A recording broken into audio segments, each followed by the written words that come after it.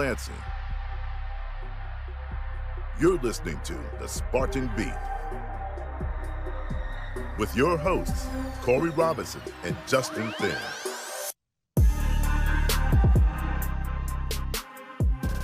Hey guys, thanks for joining us for another episode of The Spartan Beat.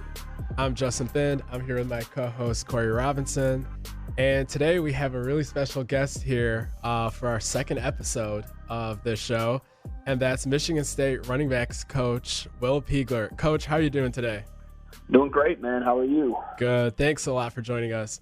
Corey, we'll let you go ahead and get it started here. And we'll just go ahead and chat with Coach Peagler about his time here at Michigan State and all the things that the fans would want to know. All right, cool. So, again, thanks for coming on with us. It's huge to get you in so early on our show. But my first question to you is, what was it like to finally have a somewhat normal off-season with winter condition and spring ball? And then what kind of stuck out to you, or which players kind of stuck out to you with their performance with an actual full off-season? Yeah, I think the first thing, Corey, and again, thanks for having me on. The first thing that really stood out to me was just simply it was somewhat normal. I mean, that's probably the biggest difference in the whole deal. But just seeing the guys actually go through an off-season, actually go through what we consider a normal off-season in terms of the conditioning standpoint, going through the mat rooms and the mat drills and all that, I think was the biggest difference that I saw. And then just being a better football player whenever they got to spring ball versus where they were at fall camp last year, I think that was the biggest difference for me. I think you asked who has kind of stood out, and I will say this, honestly, I think everyone stood out. And I know that sounds like coach speak and a lot of like just positive energy and all that stuff, but really I was pleased with the improvements we made. I felt like it was a totally different looking group after spring ball was over as opposed to what we saw during fall camp. All right, yeah. So then kind of the next question I had was for you to kind of talk about your background as a coach for all the people that might not know you besides your time here at Michigan State, and just kind of your background as a coach and all the positions. Yeah, absolutely. You know, I started out as a student assistant at Clemson. I worked there under Coach Bowden, and then with Coach Sweeney, became the head coach my last year there. I worked under Billy Napier primarily. He was the tight ends coach who eventually became the QB coach and offensive coordinator. Now he's the head coach at UL Lafayette. From there, I was the tight ends coach at Valdosta State, which is kind of a cool experience because they're kind of known for the air raid. A lot of besides Iowa Wesleyan, that's where a lot of the air raid roots really took place offensively. And I always make the joke that I was the tight ends coach in a four-wide offense, which really took the pressure off me. From there, I went and worked with the offensive line as a graduate assistant at UL Lafayette, which was an awesome experience. I worked under Mitch Rodriguez, who's now the O-line coach at Colorado, who is really a phenomenal football coach. You know, he's a Cajun guy through and through, and really a good experience for me. And then from there, got to take off and go coach at Coffeyville Community College, coach the O-line there. And, you know, it's very fortunate to be around a lot of good football players. We were able to go from, I think, them winning 2 or 3 games the year before to winning 9 and really taking off offensively. But like anything, I coached a lot of really good football players. And when you have good football players, it makes you a heck of a football coach. From there, I actually went back to the high school ranks and coached at Olive Branch High School. I was the offensive coordinator and O-line coach. And we were fortunate enough to go to the playoffs that year, which was awesome. And then from there, I was at Jones Junior College for about 2 months. And with the head coach at Olive Branch took the head coaching job at Jones and took me with him as his OC and O-line coach. And, you know, I never got to coach a game there, but we recruited pretty well. In that first recruiting class, we had Javon Kinlaw and Jonathan Abram, who were both first-round picks in the last 2 drafts. And then from there, I took off to the University of Minnesota with Coach Johnson to be an offensive control, and I worked with the tight ends there. And really a great experience. You know, it didn't end the way we wanted to, but we won 9 games. Thought we were really moving in the right direction. A lot of those guys that are on their team now, or that they had so much success with during an 11-win season, we were fortunate enough to coach, you know, the Tyler Johnsons, the Carter Coughlins, and those guys, a lot of great kids. And then from there, I went to the University of Georgia, and we played for the national championship. I was working with the offensive line there. Again, another great experience. Sam Pittman's now the head coach at the University of Arkansas. Learned a ton from him. I think anytime you go to any type of job, Corey, it's really important that you learn from different people. You know, you may not take everything from them, but you want to take little pieces of things, maybe what not to do in certain cases, but in a lot of cases, a lot of what to do. And Coach Pittman, one of the best recruiters in the country, and I think you've seen that over his time at Georgia with the product he's put on the field, with the talent level. I think on that, I was actually bragging the other day that I think I was very fortunate. They're not done yet to coach, I think, already at this point, 6 or 7 draft picks on that offensive line when I was there in 2017 and into the spring of 2018. From there, I went to UL Lafayette as the director of player personnel to work for Coach Napier, who is one of my best friends in the profession, just a guy that, since I was very, very young, took an interest in me. I know I spoke about him earlier, but a guy that I have a ton of respect for, a ton of, admiration for the things he did, because he didn't have to take me under his wing when I was a student. I mean, he would really go out of his way to sit down and teach me. He would start with the bare basics. What's cover 3? What's old country cover 3, deep thirds, and all that good stuff. And so I really learned a lot being a director of player personnel. It really kind of gave me a different viewpoint on how to build rosters. I think especially now with the transfer portal becoming an imminent thing it's here. I mean, I can't say imminent, it's here. And just understanding how you want to manage your scholarships and your rosters, I think really gave me a different perspective on how to go about building things, because as a position coach, you can say whatever you want to say, but you're most concerned about your position group. But that DPP job kind of taught me to see everything from a 22-man perspective and kind of view it a little bit differently. And then from there, I went to Colorado as a QC. I was working with the quarterbacks, and then I got moved on the field as a running backs coach, and we had a pretty good run at it. And obviously when Coach Tucker got the job at Michigan State, I went along with him to coach the running backs there. So that's kind of my background, and I've kind of coached everything. Yeah, so the listeners can basically put together that Coach Peagler has a very extensive resume, and that even comes across in like any of the Zoom pressers you do with like the media, pretty much with the whole staff. It's like a lot of you guys, like the second someone asks you a question, like your guys' eyes light up, like you just love football. It kind of like just jumps off the screen, and you can kind of see why with like Coach Peagler's background here. But like, so jumping into that end part of that timeline there, when Coach Tucker went to Michigan State, do you have any like story or experience of like when he called you and offered you the job, like what that was kind of like, what you were doing, like what was that whole feeling like when you got that call to go ahead and join Coach Tucker here at MSU? Yeah, it was kind of unique, obviously. How it went down after signing day. I'm as comfortable as you can be. I love my job. I'm really excited to be at Colorado. Colorado's a great place.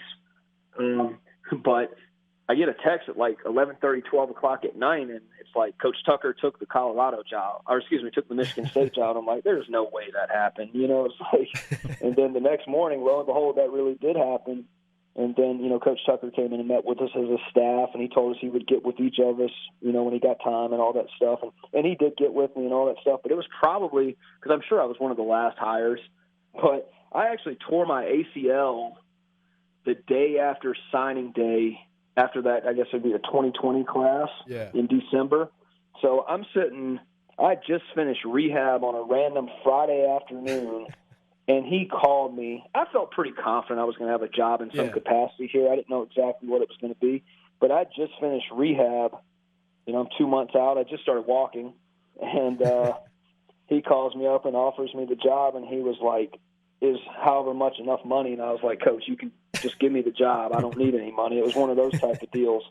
And that's basically how it happened, man. And 2 days later, I was on a plane for East Lansing, actually in the Grand Rapids, and I made the drive over. Yeah, that's quite the story. That's exactly what, like, people don't really get to hear that angle of it. Like, they hear the X's and O's and stuff when you guys talk, but that like human aspect of it, it's, at least to me, that's so interesting. And absolutely, man. Not to cut you off there. No, go ahead. I've wanted to be a college football coach since I was 13 years old. I can remember driving up and down the road with my dad, going to Clemson games, and trying to, weirdly enough, try to figure out how I could, from a distance, make the Clemson football team better from a schematic standpoint. I was just one of those weird kids. My high school coach always joked that he swears, or my dad would always say, he swears that I'd rather call the plays than play.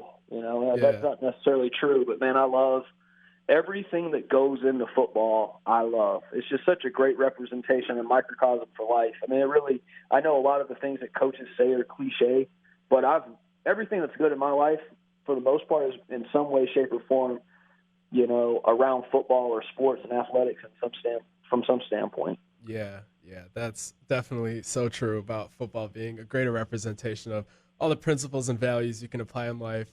So jumping into then right after you got that call and you accepted the job, one thing that's always interesting to me is like, what would a coach do on their first day at their new university? Like, even just beyond business, like housing or like being acclimated with the area. So, like, what was like your whole first day in East Lansing like? What football duties did you do? What was life in East Lansing like? Like, how did those first like 24, even 48 hours kind of go at a new school? Yeah.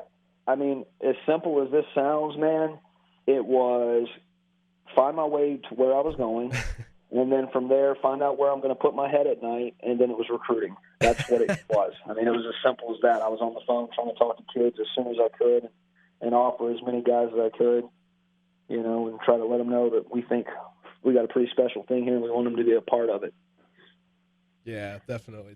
That's very very accurate to Coach Tucker's "We will recruit every day" mantra that you guys have taken on for sure. So, Corey, do you want to touch a little bit more on some of the X's and O's here now that we've gotten to know Coach Peagler a little bit as a person as well? Yeah, definitely. So we can talk about Kenneth Walker since he's there, and you added him through the transfer portal. Obviously, he's somebody that you liked off of the film, but what kind of surprised you about him once you got him here on campus and saw him in person with the winter conditioning and then spring ball?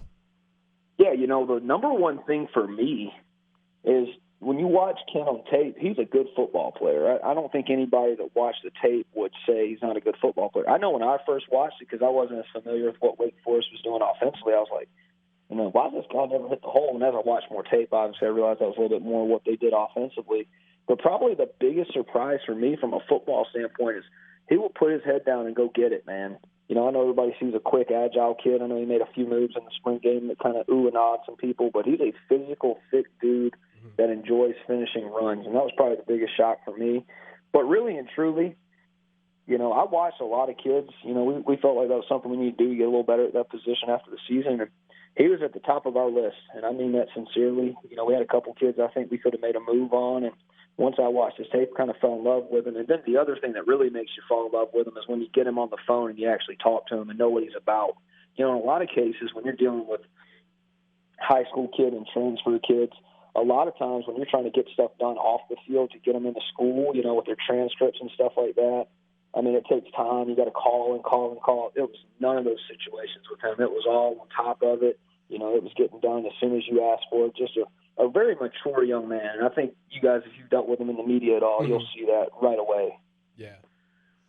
He's here for a reason. He's here to use us as a means to get a degree and then hopefully go to the NFL. Yeah. Yeah. And then real quick, that's kind of a good point that you bring up with terms of like how he handles himself. That's like something me and Corey have noticed a lot with like most of the kids that you've brought in that we've had the chance to talk to. Like these guys are like all about the business. Like they're not here to like be flashy. They're here to just like get to work, earn their spot. Everyone knows nothing's handed to them. I know I talked to Jarrett Horst when he kind of committed here. And I was even like more excited about like his role here than even he was. And he goes, man, I'm just looking to fight my way into some playing time. And that's just kind of so emblematic of like the kind of guys you guys have brought in through the portal. And even that feature that hopefully the fans saw with Anthony Russo and these guys, Drew Jordan and all them, like they really do love this school and they've only been here a few months. And that's such a microcosm of what you were saying with Kenneth Walker too. But Corey, I'll let you get back to it. No, absolutely. And I agree with what you're saying. You know, I can't speak for the recruitments of some of those other guys, Correct. But I know this for me. What's really important to me is I think there's a lot of really good football players out there. I think when you cut on tape, you know, you see it in the NFL draft. Of course, the higher-ranked guys are getting drafted probably at a little higher percentage. But there's a lot of guys that were under-recruited that are getting drafted. I mean, you see it every year, and you're always seeing these success stories, former walk-ons and things like that. You know, I think when you watch the tape of guys, I think you notice, do they have ability? And I think once you realize they have ability, I always ask myself two or three things. Are they smart, are they tough, and are they dependable? And I think if you have those three qualities along with an athletic skill set, you have a chance to have really a good football team if you got a team full of those guys. And in our room in particular, I can say that about every one of our guys. They're tough, smart, and dependable people. Mm-hmm. I don't know what our exact GPA was this semester, but I think it was one of the highest GPAs they've ever had at the running back position this past offseason. I know a lot of people are like, well, I'd like to win more games. I would too. But really proud of those guys because, again, we always talk about in the recruiting process, we want to develop the complete student athlete. We want you to get a degree of significance. I say that all the time. And we really mean that. I want to see guys get degrees in things that matter. I don't want them to get a degree in basket weaving. Yeah. I want them to do something they can take, because the lifespan in football is not very big, especially for the running back position. And I want them to use every platform and everything we have available to them at Michigan State to use that to springboard their career, whether that's in football or off the field. Right. Yeah, definitely. Love to hear it. And then I'll go to a player that was here last year who definitely didn't have the year he wanted to have, Eli Collins, and then he kind of came out publicly, which I had known the deal about why he struggled last year with the COVID. So what kind of changes have you seen from him, not only on the field, but just growing as a leader, and then obviously working with his pass blocking pickup, because as you know, that has to happen to see the field? Absolutely. And I think the number one thing I want to make abundantly clear as we talk about Eli is there was never an issue with work ethic. Mm-hmm. And there was never an issue with a want to and things like that. But I think COVID affected different kids different ways, and I'm glad he said that publicly because I didn't want to speak on it. He's not an excuse kid, and neither am I. But he's just a different human being than he was last year from an athletic standpoint. You see him finishing runs now. You see him, just basically just being a better athlete. I think it really held him down because what people don't realize in a lot of cases, not only did he have COVID, but he also got quarantined, and he also, another time, because he had a contact with someone. So I think he missed 6 weeks of off-season conditioning. And we can say what we want to. I believe our guys work their tails off when they're away from the coaching staff. Mm-hmm. But it's a different deal when you're in there with the strength coaches. It really is. And I think that made a huge difference for Eli. But, I have seen him improve from a pass protection standpoint. I think he missed some last year, not being as physical as he needs to be. Eli's a guy that if you've ever spoken to him or Eli at all, he's a perfectionist. Yeah. He wants to do things exactly how you say to do it. Yeah. And he's trying to fit his hands perfectly in a lot of cases. And what he really needs to do is just smack somebody in the mouth. And I think that's what he's learned to do a lot better this spring. And I've seen leaps and bounds improvements from him in that area. But just overall, man, Eli's a conscientious, smart young man that does everything you ask him. And I think people are going to be really pleased with the product he puts on the field this fall. I think more closely resembling what they were expecting. I don't like to create expectations for other people, but I think you'll like what you see. I really do. Yeah.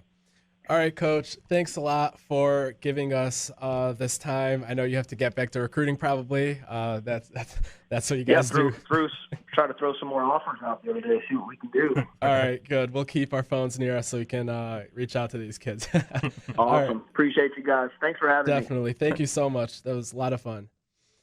And with that, we're going to go ahead and go off to break, and then Corey and I will be back to talk some recruiting.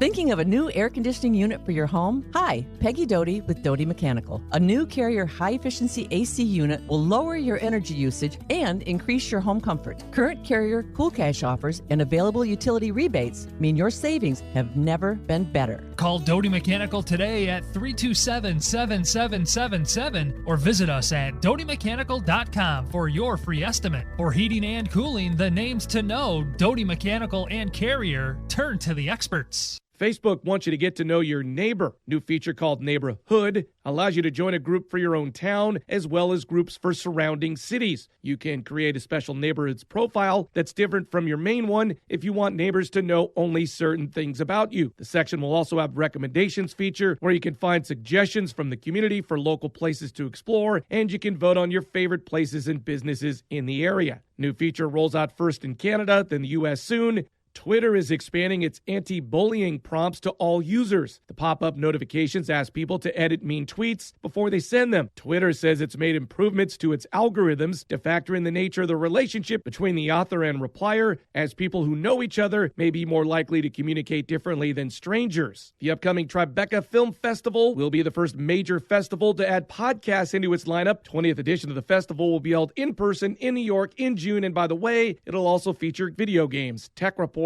Larry Olson, NBC News Radio. Live across the Great Lakes State, you're connected to Michigan's most engaging and influential radio and television program, Michigan's Big Show, starring Michael Patrick Shields. Great to be with you, Michael Patrick. You're the show I would want to be on. Forget those other ones. Michael Patrick, it's always a pleasure to be on the air with the king of the airwaves. Thanks for having me on again. That's a very good question. Those are all great questions. Good morning. Thank you. Michigan's Michael Patrick Shields. Places all across the U.S. are offering incentives to try to energize the nation's slowing vaccination rate. Maryland is offering $100 to state employees who are fully vaccinated against coronavirus. In West Virginia, they're giving $100 savings bonds to young adults who get their vaccination shots. In Cleveland, a movie theater is supplying free popcorn through the end of the month. In New Jersey, residents 21 and older can get free beer if they get their first vaccine dose in the month of May and take their card to 13 participating breweries. And Budweiser is giving free beer to anyone 21 and up who provides their proof of vaccination on abeeronbud.com. I'm Mike Bauer. U.S. birth rates are at a 42-year low. The CDC saying the number of births in the U.S. fell 4% in 2020 to 55.8 per 1,000 women ages 15 to 44. The CDC now saying the birth rate has dropped below replacement levels. Health updates, Sarah Lee Kessler, NBC News Radio. I'm Tony Cuthbert with your Spotlight Sports Update. The Tigers held on to beat the Red Sox 6-5 in 10 innings last night in Boston. Jeimer Candelario hit a 3-run homer in the 10th to help Detroit snap a 6-game losing streak. Spencer Turnbull gets the start for the Tigers, while the Red Sox send Nate Eovaldi to the mound in this afternoon's rubber game.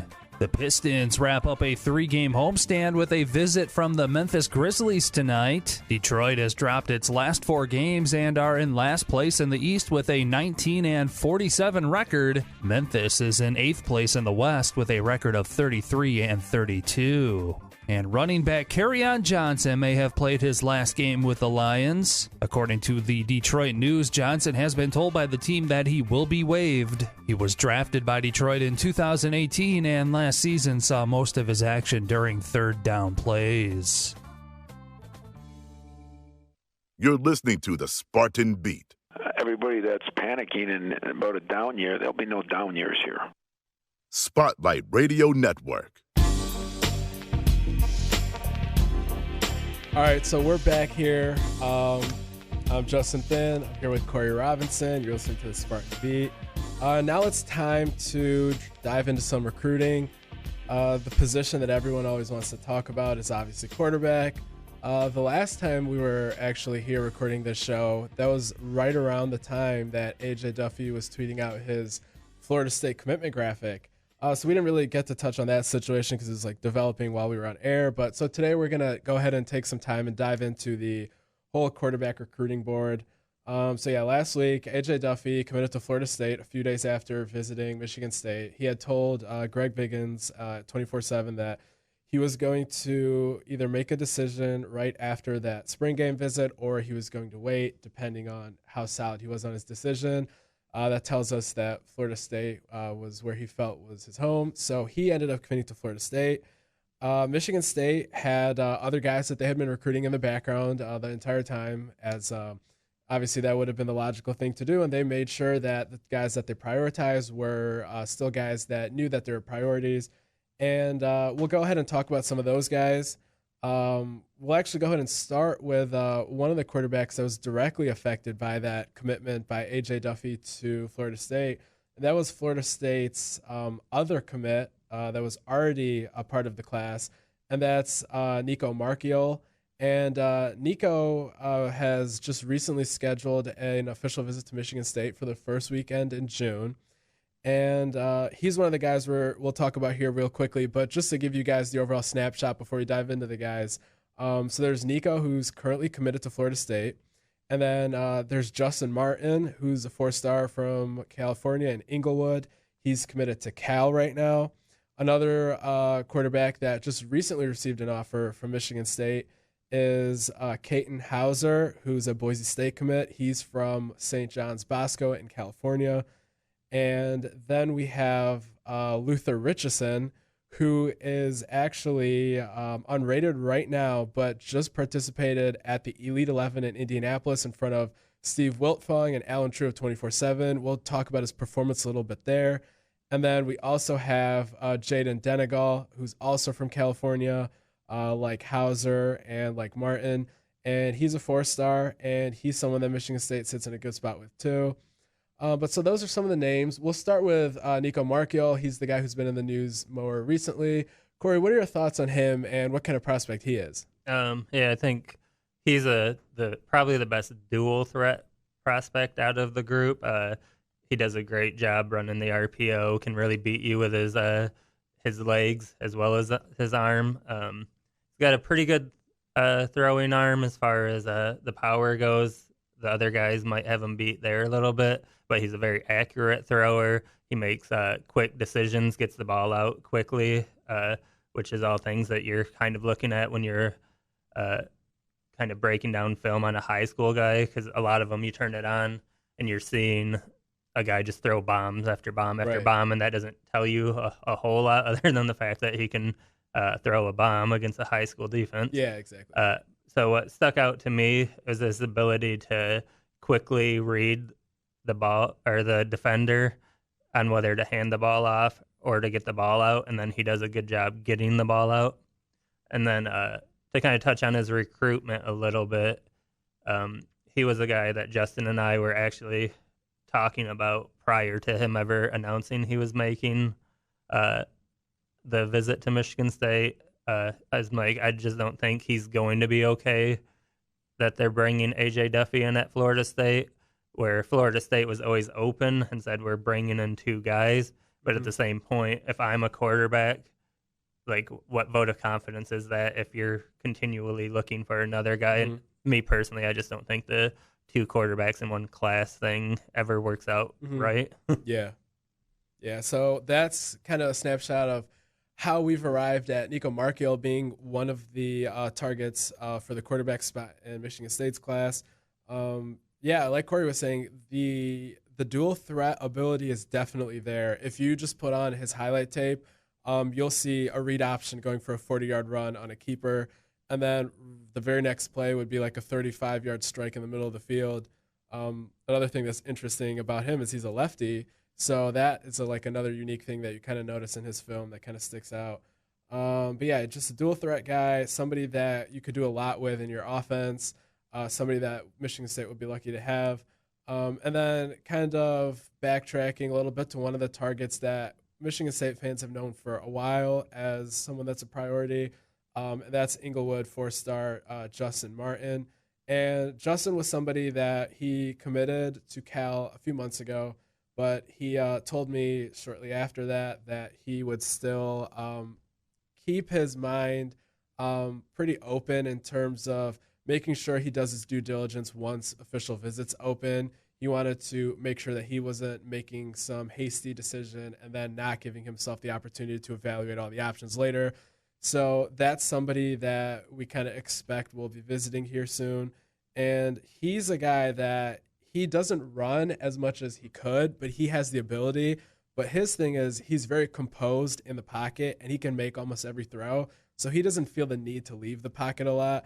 I'll let you talk about him a little more, but that's kind of what I noticed. And he's a guy that I've been really high on the whole time. And what do you think about him, Corey? Yeah, I think he might have well, actually, it's probably Richardson that has the strongest arm, but he's right up there with Luther with arm strength.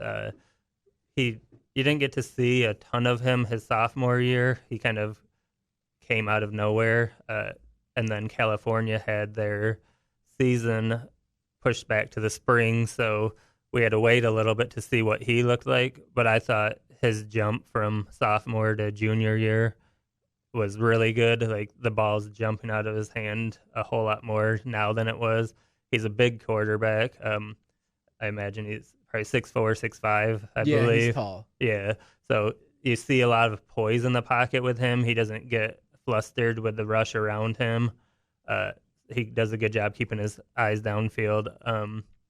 And then the biggest thing with him, I think, is just his understanding of the position and how well he runs the offense. And as Justin said, he is a guy that can beat you with his legs, but he's much more comfortable at this point in the development just doing it with his arms, which is actually the opposite of most quarterbacks in high school. So he's definitely a pure passing quarterback who I expect will be on campus at Michigan State sometime in June. He is telling us maybe the end of May he'll lock in a date and we'll get that from him. Yeah. And then just looking at like all these guys real quick, like all of them are 4-star kind of quarterbacks. So for the stargazers out there that are really into that thing, some of these guys usually in some years, like Hampfey last year, like you had to actually watch the tape to understand like why the evaluation was what it was. Here we still obviously recommend still watching the tape so you know how exciting these guys are. But these are some big time battles that Michigan State is getting into here this cycle at the quarterback position. So Martin's a 4-star. Markiel is a 4-star. Denegal, who we'll talk about, is a 4-star. Caton Hauser, who we're going to talk about next, he's a 4-star by 24/7 out on the composite. And then we'll go into Richardson and his rating too. But so like these are some high priority guys that actually have the offer sheets and the rating to back it up if you're into that sort of thing. So talking about Caton Hauser next up, he's somebody that Michigan State had scouted and evaluated early on. They were full steam ahead on AJ Duffy's recruitment, so they didn't want to unnecessarily throw out an offer to a kid back at that point in time. But he's somebody that they really, really like currently. And he's committed to Boise State, and he's from Bellflower, California, St. John's Bosco. Really talented kid that the staff had been almost like hyping up for a while now before like the mainstream kind of smoke on him kind of got out there. Corey, thoughts on Hauser? Complete quarterback. He plays, like you mentioned, St. John's Bosco in California, which is one of the premier programs out there.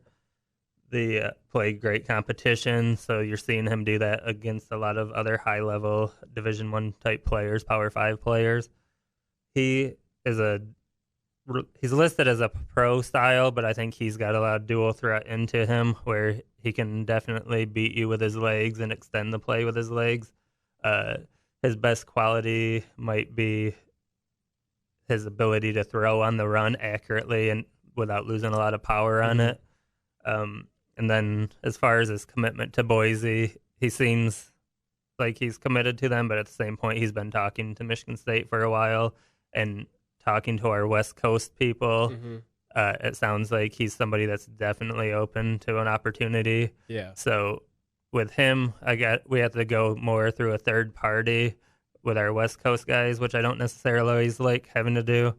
But I think he's a guy that I wouldn't be surprised if you see him announcing that he's taking an official visit to Michigan State sometime in June, July even. Yeah.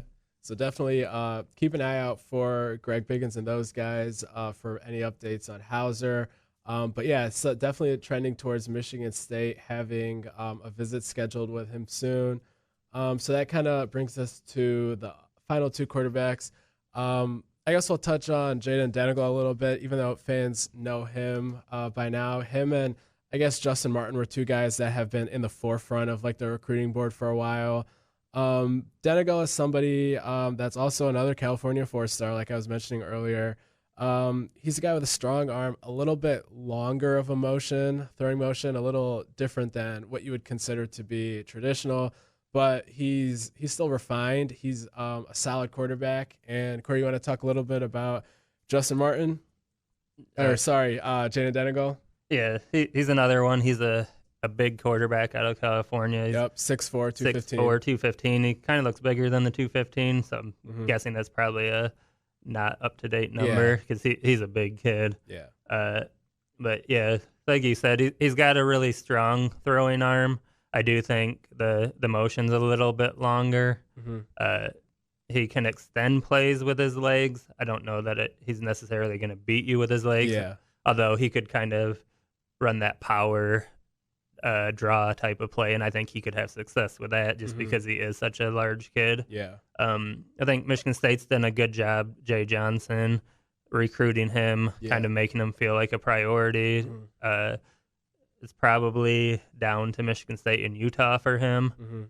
I'm not sure that he gets the first crack at the position. I think maybe the other 4 guys might have an inside track if they were to commit. Yeah. But if he was the guy that the class ends up with, that's still a really solid get with a 4-star kid out of California with a strong arm and big frame that you're looking for. Yeah. Yeah, he's a guy that he has offers from like Auburn and Georgia, and he's a guy that you can win with for sure. The staff obviously likes a lot of the other guys as well, so we'll kind of see how June shapes up. June will tell us a lot about which guys prioritize Michigan State a lot, which guys Michigan State might want to try to give the first shot at committing for. So June will be good in that fashion for giving us clarity as well. The last guy up here in the rotation for the quarterback board they wanted to talk about is Luther Richardson. And Luther is from Nashville, Tennessee. He goes to Lipscomb Academy, and that is, the head coach of that academy is Trent Dilfer, who many of you may know. The Elite 11, I guess, organizer, played football himself, obviously, ESPN personality. So he's a guy that kind of came out of nowhere recently, at least for the public. He still right now is unrated on 24/7, but had a very, very positive performance at the Elite 11 Indianapolis a few days ago. For those of us that follow either us on Twitter or the Spartan Tailgate, which is the site we write for, obviously, we were kind of threading some tweets together from Steve Wiltfong, who was there in person along with Alan True, kind of just showing off his performance. And they just were basically saying that he's performing off the charts well. Penn State quarterback commit Drew Aller, I believe, was named the top dog at the camp. But Allen's article after the camp mentioned that he was one of the second most impressive kind of dudes, like in the second tier, right behind Drew Aller. And there was a lot of elite guys that were at this camp. So that means a lot to have that honor. I believe one sentence that I remember from Allen's article is he said that Luther throws with such velocity and has such arm strength that when other guys' throws are being affected by the wind, he was one of the few whose throws are kind of like piercing the air. So, yeah, underrated guy, performed really well. Allen and Steve have said great things about him. Corey, do you want to add on anything about Luther and kind of maybe what we can expect from his stock going forward or anything like that? Yeah, he's the guy that you mentioned that had that strong camp. There is, I think, at least 6 or 7 guys that are committed to Power 5 schools. Then there's a lot of younger kids that are going to be Power 5 guys. Yeah, definitely. He probably was maybe the second most impressive one there. But sometimes when you go to those camps, too, there's a preconceived list of who's going to come out of that thing. Like, sure, they don't want me to say that, but I feel just that's how it is. Like, they knew going in Drew Aller, what he was, and his arm. And it almost felt like that they had to force themselves to keep him in that top spot because I was following the camp the whole time through, and they're just like, what? They just kept getting more and more impressed the more throws they saw from Luther. So I think he's the guy that you'll see at worst when he gets his ranking. It'll be a high 3, but I wouldn't be totally shocked if he breaks into the rankings in that 4-star range, just off of being evaluated. Yeah. And then as far as arm talent, he's got as much arm talent as anybody in the country.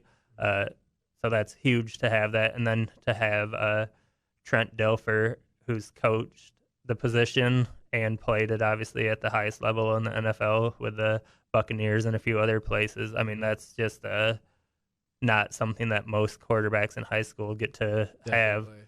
So he's going to come in being mentally prepared. I mean, you look at the guy, he doesn't even tweet out his offers. Yeah. Like, I kind of almost felt like he had more offers than he probably has mentioned, just because he doesn't hype himself up at all. So he's kind of that no ego type of guy, great arm. So while he doesn't maybe have the offer list or the current ranking as some of those other guys, like he's a guy that's going upwards in his climb. And like if Michigan State were to get him, I think that would be a phenomenal get for them. Yeah. And like he would, once he got here, he's one of those guys that would push for a starting job pretty early, I think. Yeah. Usually like there are like some kids that come out in camps and like show out and stuff like that, and that is kind of even being elevated to another level right now since we're coming out of this pandemic right now. So some kids' the seasons were delayed, some kids were shuffled, some were canceled. So there's been like kind of a disconnect between like the type of exposure some kids would usually get versus now. And these camps that are kind of happening right now are starting to remedy that. So the performance he had and the rating that he's about to get in the next update, that's going to kind of show you like why the recruiting board shifts. It's kind of like a fluid thing. And he could be higher on the recruiting board than a lot of guys that we've talked about for months, even though he's just emerged in the public eye recently. And even just stepping beyond Richardson himself, like with California, where three of the targets we talked about with Denegal, Martin, and Hauser are, California had their, for these kids, it was their junior season. So they had their junior season occur just a few months ago in like January or February, I want to say. Yeah, and then you got schools like Illinois and Wisconsin. I mean, Wisconsin just finished their shortened season last Friday. So yeah. So basically, like some of these kids were a year behind kids in other states in terms of their stock and their evaluation cycle. So basically, someone like Caton Hauser, technically, let's say January 2021, he had only played one varsity season, for example, if he didn't start as a freshman, versus someone in another state that by then will have also played their junior season by then.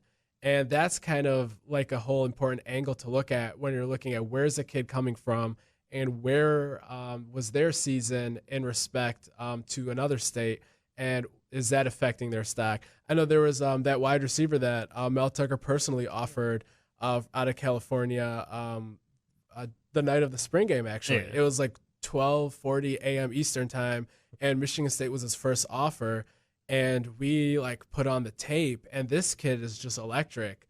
I want to say his name was Sam Martin, possibly. We'll look into that. We'll talk about him on our board some more, but he's a kid that is a perfect example of this California angle that people need to take into account with recruiting, where some of these kids haven't played their junior season until just recently. They're just putting the tape out. And so that's something to keep in mind with our quarterback targets that we've talked about so far. So we've talked about how Nico Marchiol has scheduled a visit for June 4th. And I guess now the next thing we want to touch on is just previewing all these visit weekends so far. I think for the most part, visits are pretty much scheduled other than for the quarterbacks. Maybe there will be like a visit here or there. Is that fair to say? I think that you'll see the coaches continue to add players to the weekends as they get closer to it, and a lot of guys are still trying to figure out, because I mean you get 5 official visits, and a lot of these kids are wanting to use them in June because I mean they haven't been able to visit anywhere in what was it be 13 months or so. So they got to figure out what 4 schools they want to visit out of their 5, unless they make a weekday visit. So, and it's the same with the staff. They have to kind of see, when is this guy going to decide? Because if the guy's not going to decide till December or even, February beyond that, then you want to hold on to those officials. Because then that's going to get really old, that visit. It's going to go out of their mind. So I think we'll see more people added to the list as we go through, but they've already gotten a pretty strong list going, starting right off in the first weekend of June.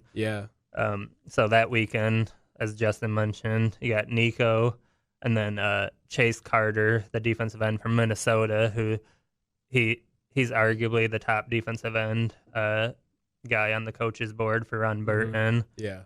Shannon Blair, a cornerback out of Tennessee, Knoxville, Tennessee. That kid's a 6'1" corner, Yeah. like a freak athlete, Yeah, quick very fast. twitch. Yeah.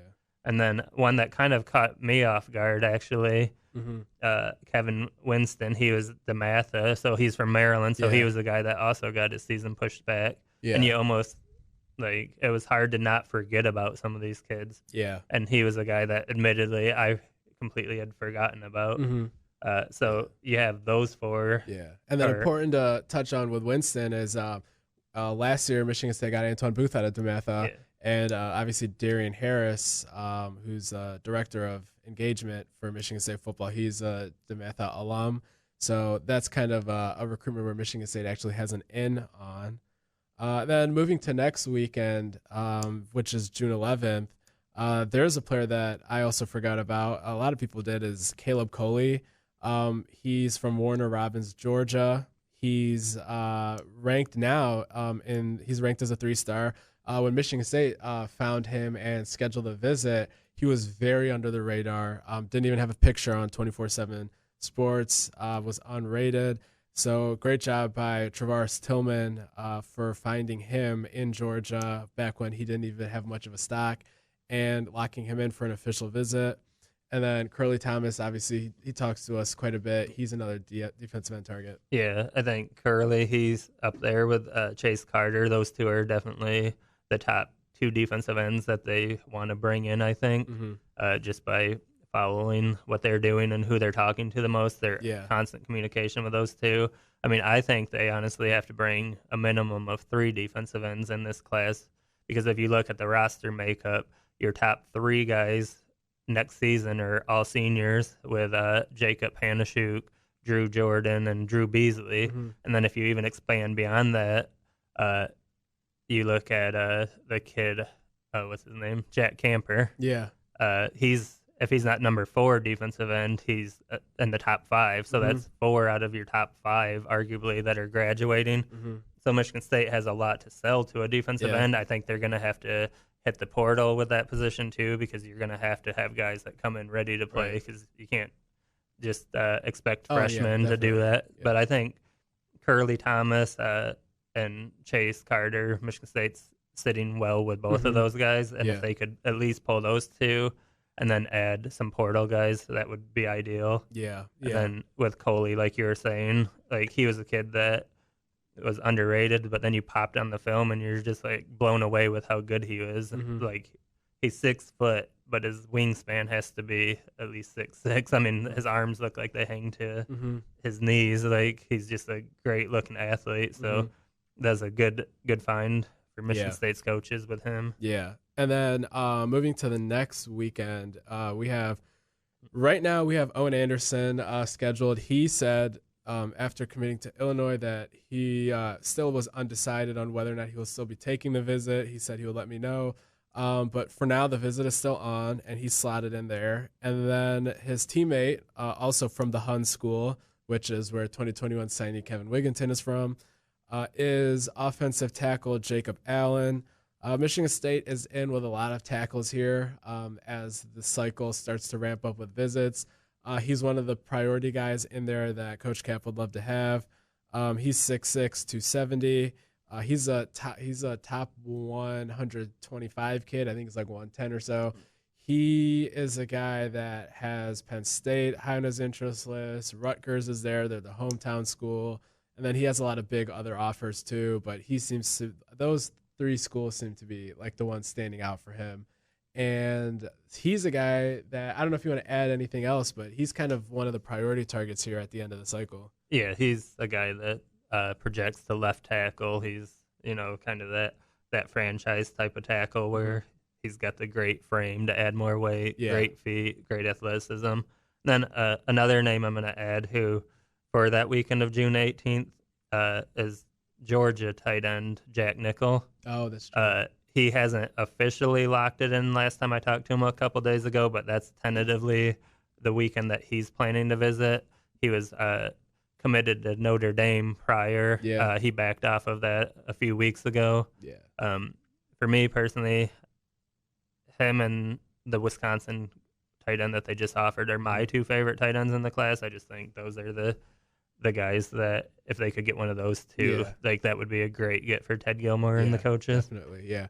And then there's also the tight end in Arizona who's very long and I think large hands. Measurables wise, he was also a pretty decent target as well. Yeah, big time blocker too, strong kid. Mm-hmm. Yeah, and then so those are some of the guys for the first 3 weekends. Then the biggest weekend, both I guess quantity wise in terms of 6 kids being scheduled, and also just because like who some of these kids are.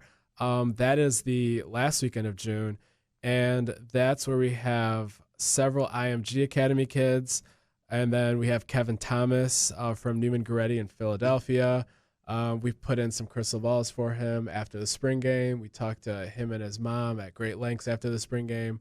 Really fast, really do-it-all kind of wide receiver. He's been my favorite wide receiver target throughout the class. I believe you are also similarly high on him. He's a guy that is a priority target. And then I'll let you talk about Andrew Chambly and Aliou Ba here, the 2 offensive linemen visiting that week. I know Chambly's committed to Arkansas, for those that don't know. Corey, want to touch on those 2 guys? Yeah, Chambly, he's 6'6". I think he's about 305 pounds now. We have him at 285, but he's bigger than that now.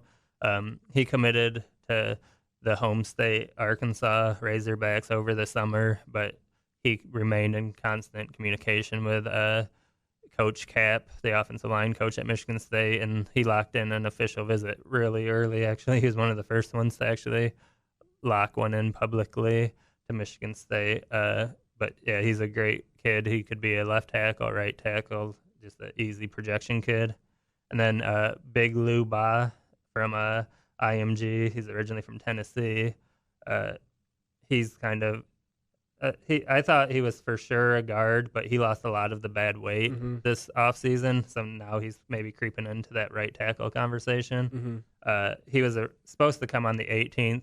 He moved that around to the 25th, so he'll be on campus with a lot of his other IMG teammates. Yeah, so speaking of those other IMG teammates, we have wide receiver Sean Miller from IMG, of course, and Ade Willie, who's a cornerback, and Trayvon Howard, who is a safety. And Trayvon, he's interesting. Not only is he one of the highest rated kids on the board from at least 24/7 Sports, but he's a kid that knows Chase Carter, who's one of the guys that Corey talked about earlier.